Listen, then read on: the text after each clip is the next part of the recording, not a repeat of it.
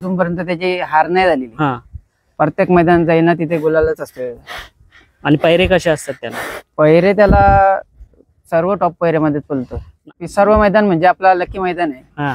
3 गुलाल सलग केलेले आहेत. आज चौथा गुलालासाठी चौथा गुलाल नक्की होणार आहे. फायनल आपण गाडी नव्हती पळवली. हा. गाडी नक्कीला लागलेला आपण. अच्छा, म्हणजे फायनल पर्यंत पोहोचलेला. हो.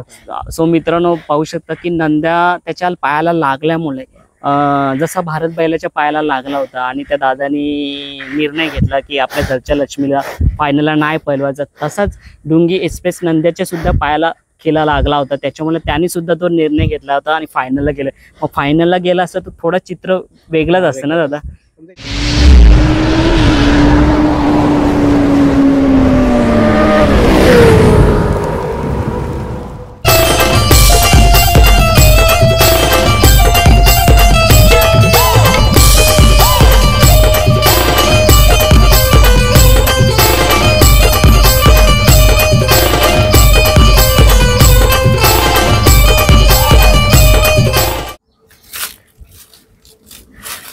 मित्रांनो आता आपण आलो 30व्या अड्ड्यात आणि आपल्याला 30व्या अड्ड्यात भेटलेला आहे डुंगी एक्सप्रेस. डुंगी गावचा आहे हा बैल आणि या बैलाची पण कारकिर्दी खूप मोठी आहे. आपण दादांकडूनच जाणून घेऊया. दादा सर्वप्रथम आपलं नाव सांगा. परेश पाटील. दादा कुठला बैल आपला डुंगी? डुंगी गावचा. डुंगी गावचा. दादा याची खरेदी कुठून, कितीला आणि कधी केली होती? याची खरेदी आम्ही कराड मधून केलेली आहे. सातारा आपल्या पेठ नाक्यावरून. अशोक मधने मामा, रमेश मधने, आपल्या इथे चांगले संबंध आहेत. तिथून आपण हा बैल घेतलेला आहे त्यांच्याकडून. दादा हा बैल साधारणतः किती वर्षाचा असेल? हा असेल 2.5 वर्ष. 2.5 वर्षाचा. आणि खरेदी कितीला झाली होती तेव्हा? खरेदी त्याची झालेली आहे तेव्हा 60,000 ला. 60,000. हा बारीक असताना आपण घेतलेला आहे. तुम्ही किती वर्ष झाला आता म्हटलं याला?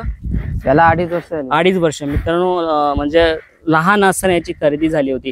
जेव्हा तुम्ही त्याची खरेदी केली होती त्याचा कोणता पहिला मैदान होता त्याला उतरवलं होतं? त्याचा पहिला मैदान ओले पाटीच. ओले पाटील. तेव्हा विजयाचा गुलाल घेतला होता. हो हो. मग तिथून त्याची सुरुवात झाली. हो. आणि जेव्हा तुम्ही त्याची खरेदी केली होती तुम्ही काय बघून त्याला घेतलं होतं? त्याचा पहिला फेरा बघूनच आपण त्याला खरेदी केलेला आहे. याची कारकिर्दी काय आतापर्यंतच्या 2.5 वर्षामध्ये?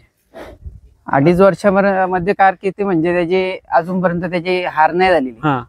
प्रत्येक मैदान जाईना तिथे गुलालच असते. आणि पैरे कसे असतात त्याला? पहिरे त्याला सर्व टॉप पहिऱ्यामध्ये पळतो. आता या 30व्या मैदानाबद्दल काय बोलू शकता तुम्ही? याचा पैरा झालेला आहे का? पैरा कोण आहे माहिती पडेल? पहिरा झालेला आहे, लपून आहे बैल. हा. आणि 30व्या मैदान म्हणजे आपला लकी मैदान आहे. हा. 3 गुलाल सलग केलेले आहेत. आज चौथ्या गुलालासाठी चौथा गुलाल नक्की होणारच. आणि तो ज्या पद्धतीने व्याकुल आहे ना, असं वाटतं तो आज मैदान गाजवणार. काय बोलू शकता? हा मैदान म्हणजे त्याचा फेवरेट मैदान आहे. म्हणजे प्रत्येक मैदानात तो तीच गती लावतोय. आणि दादा आपला हा नंद्या कसा पळतो? डाव्या साईडने की उजव्या साईडने? डाव्या पाठवून आतून बोलतोय. उजवाच कान फिक्स आहे त्याचा. पब्लिकने पण बोलतो आणि आतून पण बोलतोय. डुंगी गावचा नंद्या नक्कीच दिसायला सुद्धा एकदम भलढाल्ले वाटतं आहे. थोडासा छोटा पण शरीर सृष्ट बघू शकता किती मस्त आहे. आणि तो बघा असं वाटतं ना आज तो काहीतरी धमाल करणार आणि पैरा सुद्धा धमाकेदार असणार आहे त्याला. दादा याचा सराव तुम्ही कशा पद्धतीत दिला जातो याला मैदानात आणण्यापूर्वी? सराव म्हणजे त्याचा वर्कआउट, चालणे, बराच असा सराव वगैरे पवनी. आणि खाण्यामध्ये त्याला काय दिलं जातं? खाण्यामध्ये असंच प्रत्येक बैलाला असंच खाणं आहे आपल्याला. Normal same. दादा नंद्या डुंगी एक्सप्रेस नंद्या आपल्या मुंबईच्या बिनजोड मध्ये जसं नाव करतोय, कधी घाटावरती वगैरे नंद्या गेलाय का? नाही, घाटावर आम्ही एकदा नेलतो तेव्हा फायनलला बसलेला. आदात मध्ये. मग त्याच्यानंतर का नाही नेला? जर फायनलला आपल्याला आपण मुंबईला पळवायला आणलाय ना, आपली मुंबईला आपली हाऊस पूर्ण झाली पाहिजे. हा. मग आता मुंबईचे जेव्हा मैदान संपतील तेव्हा दादा तेव्हा पावसाळ्यात पळवणार आपण. म्हणजे घाटावरती तो जाणार. दादा जेव्हा घरीच असणार पण इथून ने करणार. अच्छा, म्हणजे तो पावसाळ्यात सुद्धा आपल्या घरच्याच दावलेला असेल. जेव्हा मोठ्या शर्यती असेल जेव्हा वाटली तुम्हाला तेव्हा तिथून तिथे घेऊन जाणार. मग आता जेव्हा तो फायनलला बसला होता कोणता मैदान होता आणि त्याला पैरा कोण होता तेव्हा? तो आदात मध्ये तो तिकडे पळाला. तेव्हा तो आपला तिकडचा बैल होता त्या आदात वयामध्ये. मग तेव्हा वाटलं होतं का तिथल्या बिनजोड मध्ये खेळतोय, नाव करतोय, पण आदात वयामध्ये तो 3 फेऱ्यामध्ये पण फायनलला राहील म्हणून आपण त्याला घेतलेला ना. कितव्या क्रमांकाला होता तो? फायनलला आपण गाडी नव्हती पलवली, हा गाडी नक्कीला लागलेला आपण. अच्छा, म्हणजे फायनल पर्यंत पोहोचलेला. हा, पोहोचलेला. सो मित्रांनो पाहू शकता की नंद्या त्याच्या पायाला लागल्यामुळे जसा भारत बैलाच्या पायाला लागला होता आणि त्या दादानी निर्णय घेतला की आपल्या घरच्या लक्ष्मीला फायनलला नाही पळवायचं, तसाच डुंगी एक्सप्रेस नंद्याच्या सुद्धा पायाला खेळा लागला होता. त्याच्यामुळे त्यांनी सुद्धा तो निर्णय घेतला होता आणि फायनलला गेले. मग फायनलला गेला असतं तर थोडं चित्र वेगळंच असतं ना दादा. पण त्याची आता दुखापत झाल्याबद्दल नाही पळवला. आता कसा आहे तो? आता एकदम मस्त फिट अँड फाईन. आदत वयात असताना शर्यत झाली होती, पण आदत वयात सुद्धा तो नाव करत होता. कसं वाटतं आपला नंद्या जेव्हा बिनजोडमध्ये आता नाव करतोय आणि या पिसाऱ्या मैदानात सहज 3 शर्यतीत जिंकून आज 4था गुलालाचा मानकरी होण्याच्या याच्यावरती आहे. काय बोलाल? काय आनंद आहे. 3 गुलाल केले, 4था पण गुलाल नक्कीच होणार.